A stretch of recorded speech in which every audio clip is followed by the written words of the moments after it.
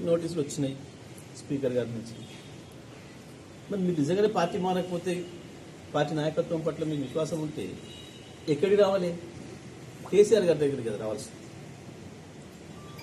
KCR గారిను, working president KTR గారిని కలిసి చెప్పుకోవాలి. మేము పార్టీ పట్ల విశ్వాసంగా ఉన్నాం, మేము పార్టీని కొనసాగుతాం, మీరు ఇచ్చిన పిటిషన్లు వాపసు తీసుకోండి, లేదా ఇట్లా స్పీకర్ చెప్పండి అని చెప్పి కావాలి కదా. యాడివేరు ముఖ్యమంత్రి రేవంత్ రెడ్డి ఇంటికి పోయింది. స్పీకర్ నోటీసులు రాగానే ముఖ్యమంత్రి రేవంత్ రెడ్డి ఇంటికి పోయింది. ఎవరి మీద నమ్మకం ఉంది మీకు? చెప్పేది ఒకటి, చేసేది ఒకటి. సామెతలు ఉన్నాయి చాలా, కానీ ఇప్పుడు ఎందుకు వాడటం, కానీ చెప్పేది ఒకటి, చేసేది ఉన్న దాని మీద అయిపోయాయి. మీకు అక్కడ తేలిపోయాయి. మీరు ఏదైనా టెక్నికల్గా తప్పించుకోవాలని ప్రయత్నం చేసినా, స్పీకర్ మీద ఒత్తిడి పెట్టి మీరు తప్పించుకునే ప్రయత్నం చేసినా ప్రజల నుండి తప్పించుకోలేరు. ప్రజల దృష్టిలో మీరు ద్రోహుడిగా ముద్రపడిపోయారు.